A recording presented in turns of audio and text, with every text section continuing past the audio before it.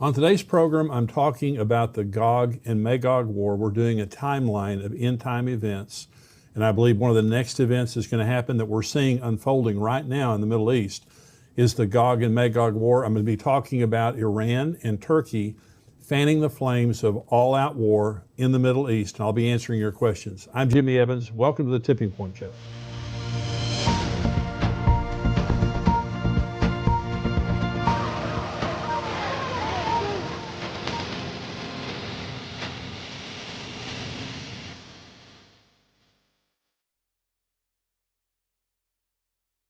Welcome to the program today. I mean, what's happening right now in the Middle East is incredible. I say that. It's exactly what the Bible said would happen, and we're seeing the Gog and Magog war unfolding right before our very eyes. I'm going to be talking about that a lot on today's program. Let me first of all say the Tipping Point book, I talk about it in my book. If you don't have the Tipping Point book, this is a lot of what I talk about here during the show.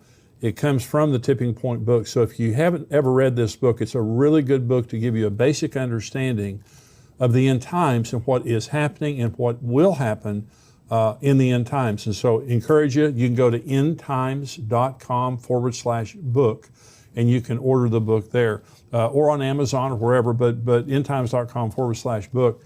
We just went over 100,000 subscribers, and that's growing very rapidly on YouTube. And so for all of the YouTube viewers, thank you so much for viewing, all of our materials in the Tipping Point Show. And so thank you for helping us go over 100,000. If you haven't subscribed yet, subscribe to my page, the Jimmy Evans YouTube page, and we really do appreciate that a lot. Let me get right into this teaching today because this is happening in real time. You are seeing this in your news every day unfolding before your eyes, and this could turn into all-out war any hour, any day. This is Ezekiel 38. The word of the Lord came to me saying, Son of man, set your face against Gog of the land of Magog, the prince of Rosh, Meshech, and Tubal, and prophesy against him and say, Thus says the Lord God, Behold, I am against you, O Gog, the prince of Rosh, Meshech, and Tubal. I will turn you around, put hooks into your jaws, and lead you out with all your army, horses and horsemen, all splendidly clothed, the great company with bucklers and shields, all of them handling swords. Persia, Ethiopia, and Libya are with them, all of them with shield and helmet. Gomer and all its troops, the house of Togarmah from the far north and all its troops, many people are with you. Prepare yourself and be ready, you and all your companies that are gathered about you, and be a guard for them. After many days you will be visited. In the latter years you will come into the land of those brought back from the sword and gathered from many people on the mountains of Israel, which had long been desolate. They were brought out of the nations, and now all of them dwell safely. You will ascend, coming like a storm, covering the land like a cloud, you and all your troops and many peoples with you. So let me first of all, so this is the Gog and Magog war. This is commonly referred to as the Gog and Magog war. And so I'm going to talk about when it's going to occur, but I want to begin by talking about who are these people? Who are these nations that God is referring to? Well, Gog is a person. Magog is the land of Gog. And so he begins by addressing, this is mainly addressed to Gog. And it says, you're the prince of Rosh, Meshech, and Tubal. So Gog is a very, very powerful nation, very powerful person. I believe it's Russia. Now, Joel Richardson, who is an end times expert, I interviewed him, and you're going to be seeing those interviews in upcoming programs. I have a great amount of respect for him. Now, he believes that Gog is Turkey. And I'll talk about Turkey here in just a minute. But I believe it's Russia, and I believe that for a couple of reasons. One is historically, but I also believe it because look at the Middle East right now. The strong man in the Middle East isn't Turkey. It isn't Iran. It's Russia. And Iran and Turkey are very powerful nations on their own. But Russia is the kingpin in the Middle East, and Russia is in Syria right now. I mean, this is real time. This is happening. Okay, so the second main country listed here is Persia. Persia is Iran. Iranians are not Arabs, they're Persians. And so old, ancient Persia is modern day Iran. Number 3 is Ethiopia, and that would be the modern nation of Sudan. Some parts maybe of actual Ethiopia, but mainly the Sudan. Now the Sudan has been making peace with Israel, but Secretary of State Mike Pompeo pressured them to make amends with Israel to get them off of the watch list because it's a terror state.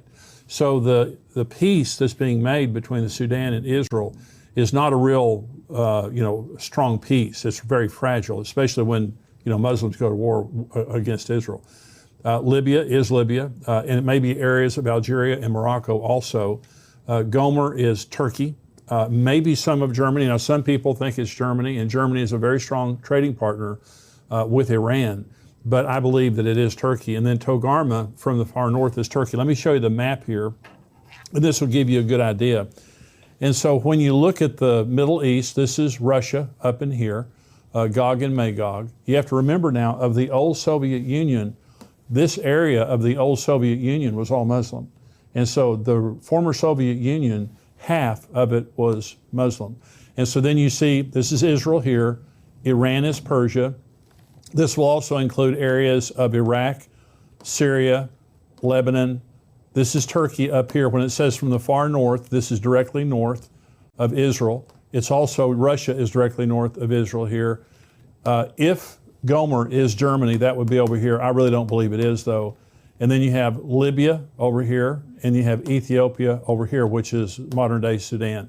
And so you can see these are all regional areas around Israel where these countries are going to come from. Well, the interesting thing is they're all aligned today. They're all of these nations are aligned with Russia and with one another, and they all hate Israel. They're all anti-Israel to some degree. I'm going to read you some comments after the break of what the Turkish president is saying right now about Israel and going to war with Israel. It's absolutely incredible. So you don't have to wonder when you look at Ezekiel 38 and 39, you don't have to wonder if it could happen. It's happening. Israel is at war. Israel is flying thousands of bombing missions. Their Air Force is flying thousands of bombing missions into Syria to Iranian targets. Iran is furiously trying to build a stronghold on the northern border of Israel. And again, after the break, I'm going to read you some of the comments that the Iranian military is saying about a mass attack on Israel. It's unbelievable. And so these things are happening, and God says, I'm against you, and I'm going to put a hook in your jaw, which means God's going to provoke this thing. He's going to provoke it. These nations are going to come together, and they're going to attack Israel. Well, part of what I'm going to talk about after the break is how long is this war going to last? I'm going to give a specific answer to that, but it's unfolding right before our very eyes. All the nations listed are coming together. They're amassing on the northern border of Israel, and they're at war with Israel. They're going to war. So here's the second question. That's the answering, who are these people?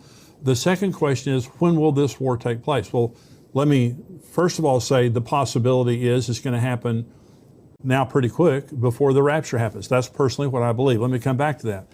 Another possibility is it will happen at the end of the tribulation. Okay, a lot of people believe that Armageddon is the Gog and Magog war. It is not. Now, let me tell you why.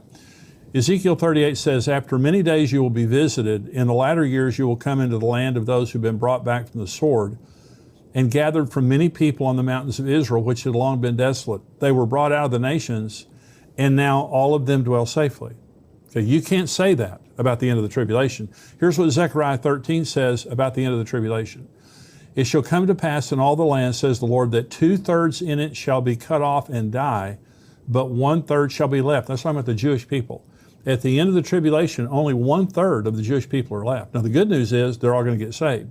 The bad news is 2/3 die. I will bring 1/3 through the fire, will refine them as silver is refined, and test them as gold is tested. They will call on my name, and I will answer them. And I will say, this is my people, and each one will say, the Lord is my God. Behold, the day is coming, and your spoil will be divided in your midst, for I will gather all nations to battle against Jerusalem. The city shall be taken, the houses rifled, the women ravished. Half the city shall go into captivity, but the remnant of the people shall not be cut off from the city. Then the Lord will go forth and fight against those nations as he fights in the day of battle. And in that day his feet will stand on the Mount of Olives, which faces Jerusalem on the east. And the Mount of Olives shall be split in two from east to west, making a very large valley. Half of the mountain shall move toward the north, and half of it toward the south. Well, you just can't say, when Ezekiel says all of them living together in peace, that's just hell on earth right there. The 2/3 of the people dying, the women being ravished, the city is torn apart. And so Jesus said in Matthew 24, therefore, when you see the abomination of desolation spoken of by Daniel the prophet standing in the holy place, whoever reads, let him understand. Then let those who are in Judea flee to the mountains. Let him who is on the housetop not go down to take anything out of his house. And let him who is in the field not go back to get his clothes. But woe to those who are pregnant and those who are nursing babies in those days. And pray that your flight may not be in winter or on the Sabbath. For then there will be great tribulation, such as not been since the beginning of the world until this time. No, nor shall ever be. And unless those days were shortened, no flesh would be saved. But for the elect's sake, those days will be shortened. The abomination of desolation takes place in the middle of the tribulation. And we're going to be talking about all of this in upcoming programs. It takes place in the middle of the tribulation. Jesus said, when the abomination of desolation takes place, when the Antichrist goes in to a rebuilt temple and proclaims himself God, then the great tribulation will begin. Jesus is the one who coined the term great tribulation. And Jesus said, unless those days have been cut short, no flesh will survive. You can't possibly say that the Gog-Magog war is going to be the war at the end of the tribulation, because there won't be peace. There will be mass death in Israel. There will be mass destruction. So it absolutely is not at the end of the tribulation. Another possibility about the Gog-Magog war is at the end of the millennium. Okay, this is Ezekiel 38. Thus says the Lord God, behold, I am against you, O Gog, the prince of Rosh, Meshach, and Tubal. I will turn you around, put hooks into your jaws, and lead you out with all your army, horses and horsemen, all splendidly clothed, a great company with bucklers and shields, all of them handling swords. So according to Ezekiel 38, God is the causal factor for that Gog and Magog war. Okay, God says, I'm going to put a hook in your jaw, I'm going to lead you down to Jerusalem, and I'm going to destroy you there. Okay, Revelation 20 says this, when the 1,000 years have expired, Satan will be released from his prison and will go out to deceive the nations which are in the four corners of the earth, Gog and Magog, to gather them together to battle, whose number is as the sand of the sea. They went up on the breadth of the earth and surrounded the camp of the saints and the beloved city. And fire came down from God out of heaven and devoured them. The devil who deceived them was cast into the lake of fire and brimstone, where the beast and the false prophet are, and they will be tormented day and night forever and ever. First of all, the Gog and Magog war is only fought by about 7 different nations. Okay, the nations that we listed, they're on the map. It's a very regional war against those nations that are around it. According to Revelation 20, it's all the nations of the world, from the four corners of the world, and Satan is the causal factor. He is released from his prison after 1,000 years. He comes out, deceives the nations. Gog-Magog there is an idiom. It simply means nations in rebellion to God. Nations with the spirit of Gog and Magog. And for example, Russia right now is not a Christian nation. They persecute Christianity in Russia. And so the spirit of Gog and Magog, this arrogance, this rebellion against God, that's going to be the same spirit. And their purpose, the Gog-Magog war of Ezekiel 38, it says that they come to take spoil. Okay, well, Iran is going to come to get spiritual justice in their eyes, for the way Islam shows it. They're coming to destroy Israel and take back Jerusalem. That's what Iran. Russia's coming for the natural gas. Russia's coming for the natural resources of Israel. Now, Israel has been buying their gas and natural gas and coal from Russia for many years. So is Turkey. Half of Turkey's natural gas comes from Russia. Russia sells 1/3 of the gas that is consumed in Europe. And everyone knows that Russia's a bully. When you're depending on Russia, they'll hold it over your head. They'll cut off your gas supply if you do something to make them mad. Well, now Israel, they have discovered 30 trillion metric yards of natural gas in Israel off the Mediterranean. And they're discovering more all the time. This is way more natural gas than Israel could ever consume. So they're building a pipeline through Cyprus and Greece, Italy, to supply Europe with Israeli natural gas, which is a huge economic boon to Israel. But they're a direct competitor now with Russia in the gas business and energy business in Europe, and which is a huge blessing. By the way, Egypt is buying their gas from Israel now. Jordan is going to buy their gas from Israel. And so this is a huge blow to the stronghold that Russia has had. And I believe that Russia's desire is for the strategic interest there in Israel, but it's also for their resources. But that's what Ezekiel 38 says. You've come to take plunder. But in Revelation 20, the issue of the rebellion in Revelation 20 is not to take plunder, is to kill us and to overthrow Jesus. So it's completely different. So I absolutely do not believe that the Gog and Magog war is at the end of the tribulation or at the end of the millennium. I believe the Gog and Magog war is going to happen pretty quick. It's happening. It's unfolding before our very eyes. This could blow into a major war between all the nations listed in hours, in days. So it will not take long. And the provocation, I'm going to read these statements to you after the break about Turkey and Iran and what they're saying, and it's very, very troubling. And so I believe the next event that's going to happen is going to be the rapture. And some people might say, well, will the Gog and Magog war take place before the rapture, after, whatever? I believe it's going to be very close. We could see the actual Gog and Magog war break out. We could see the whole thing take place. But I believe around that time, there's going to be the Gog and Magog war and the rapture, and then there's going to be a peace treaty between Israel and the Antichrist, a covenant that is confirmed for a 7-year period of time, which begins the tribulation period of time. And I'm going to be talking about it on the next program, is the beginning of the tribulation. So where we are right now is in the rapture and the Gog and Magog war. I believe the rapture could happen at any time. And as I've said to you before, I believe the rapture will occur during the Feast of Trumpets. It's a 2-day feast. You don't know the day or the hour. It's the next feast to be fulfilled, and I'll talk about that on a future program to help you understand why I believe that. But I just believe that we are seeing now the unfolding of the Gog and Magog war. Israel has been living in relative peace since the 6-day war, since the Yom Kippur War. 1967 was the 6-day war. 1973 was the Yom Kippur War. They've been living in relative peace in unwalled villages. I know they have a wall in Israel, but the villages, the cities are unwalled. And so they've been living in relative peace. Now we see in the last week 3,000 rockets, over 3,000 rockets fired from the Gaza Strip by Hamas. Now they're being fired from Lebanon.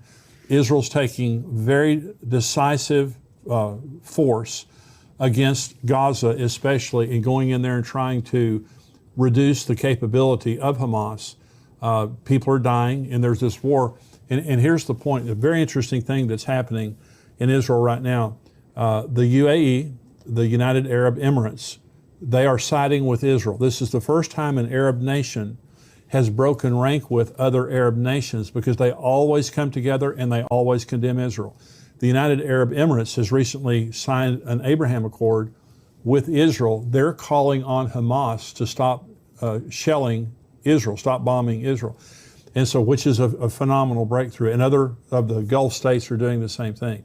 So this is a different kind of a war. I want to say I'm thankful for the Biden administration. They have some troubling views about the boundaries of Israel, pre-1967 boundaries, but they have not condemned Israel. To this point, they have continued to stand with Israel through this, which is a very comforting thing. If it were not for the United States of America in the United Nations, Israel would be in bad trouble. And one of these days, the United States is not going to be there for Israel in the United Nations, because we all know that Armageddon is going to be the whole world marching against Israel and against Jerusalem. And so, but we're seeing some things happening that have never happened before. And all of these things are pointing to the fact that the Gog and Magog war is very, very soon, I believe. I believe it's going to happen before the tribulation, because remember, in Ezekiel 39 it says it'll take 7 months to bury the dead and 7 years to clean up all the debris. So if it happened now and the tribulation begins, then you have the 7 months and the 7 years available. If it happens after the tribulation begins, then, not so much. Not that it couldn't happen. But I think that we're in the timing of the Gog and Magog war. I believe we're seeing it happen. It's unfolding right before our very eyes on the news every single day. And Jesus said, when you see these things begin to happen, look up, lift up your head, your redemption is drawing near. The purpose for the Tipping Point show is, number one, to encourage you. Number 2 is to educate you on end times events so that you can contextualize what's happening in the world and you can understand that your redemption is drawing near. This is a time to be encouraged. Don't look around the world and get discouraged. Everything you're seeing is announcing the coming of Jesus Christ. If you're not a subscriber, I'm going to say goodbye to you right now. The next part of the program is for subscribers only. $7 a month, $77 a year. We would love to have you as a subscriber. Not only do you get the whole Tipping Point show, you get articles all week long. We have major articles that come out all week long talking to you about the things that are happening in the world. A lot of content there. So $7 a month, $77 a year. Go on endtimes.com, endtimes.com, and you can sign up there and you'll get everything that we do here at Tipping Point. So I'm going to say goodbye to the non-subscribers.